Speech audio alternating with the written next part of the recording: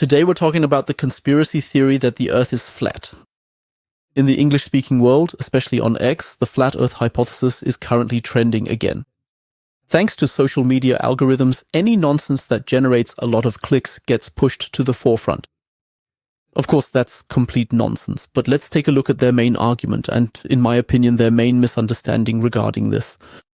Which, by the way, is just one of many. You could make an entire series about it.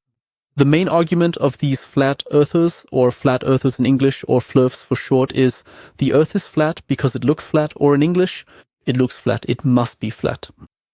With photographic evidence from space, or you can't convince them at all with images from the ISS, the International Space Station. And of course, they're convinced that all pictures and videos of Earth from space are not real.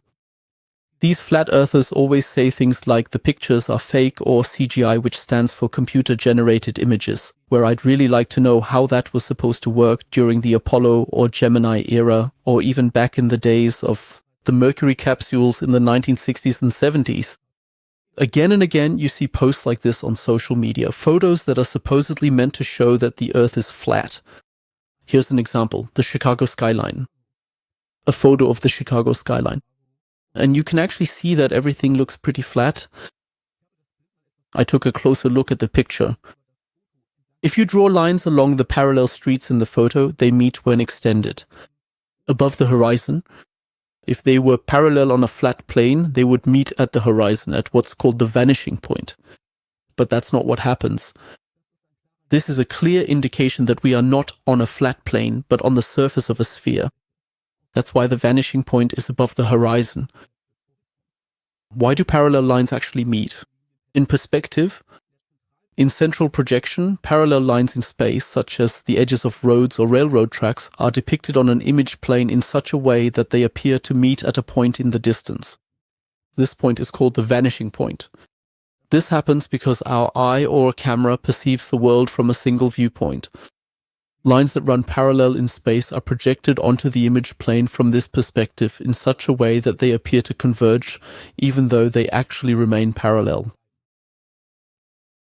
Where is the vanishing point for horizontal lines on a flat surface? On a hypothetically infinitely flat surface, the vanishing point lies at the eye level of the observer.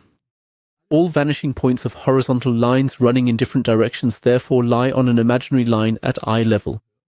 So what do you actually see in the image? If you stand in the middle and look straight ahead, the vanishing point at eye level is exactly in your line of sight. If you stand to the side or turn your gaze to the left or right, the vanishing point shifts sideways along this imaginary line at eye level, so it always remains at the height of your eyes. On the surface of a sphere, the horizon is always below eye level. This becomes especially noticeable the higher you are above the surface of the sphere. The lower you are, the less noticeable it becomes. On a flat surface, the horizon would always be at eye level, no matter how high you are above this surface, assuming, of course, that the surface is large enough and you can't see the edge anywhere. Now, the argument might come up that these roads aren't actually parallel in reality. I took a look at the whole thing on Google Earth. Although I couldn't set exactly the same observation height as in the photo, the principle remains the same. If you turn on the map and compare the lines, you can match the courses of the roads to those in the original image. If you now look at the map directly from above, you can see that these roads run largely parallel. And if you're wondering why these roads to the right of the center converge toward their vanishing point, it's simply because this is a cropped section of the image which we can replicate in Google Earth. Or that the camera isn't positioned in the center of the road's vanishing point, but is instead slightly offset, at an angle to it. The real problem is that many flat earthers massively underestimate the size of the Earth, or rather, the size ratio between the Earth and humans. I visualized this once in Adobe Illustrator to scale based on the Earth's radius of about 6,371 kilometers. That's the average Earth radius. Then I marked the different heights.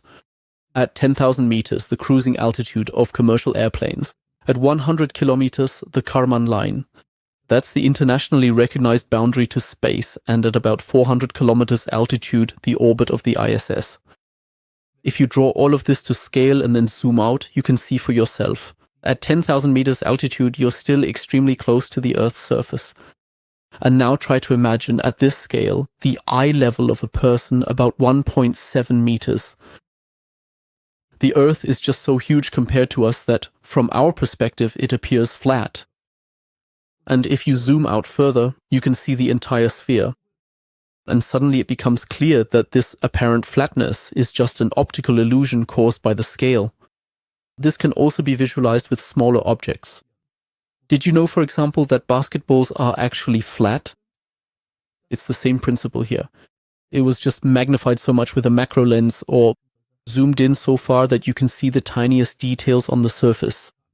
And these are extremely small in relation to the basketball itself. You can even take photos from the ground where you can see the curvature of the Earth. For example, if you have objects lined up at equal distances behind each other in a straight line, and you photograph them slightly from the side, like these high voltage pylons here. Another beautiful example. With a drone, you can make the sun visible again after sunset by flying up high, or on the shore of a large, flat body of water with objects on it. Then, as you ascend, you get a very clear impression of the curvature of the Earth's surface. The same applies when you photograph ships disappearing behind the horizon, or wind turbines that seem to dip their blades into the water. That would simply be impossible on a flat Earth.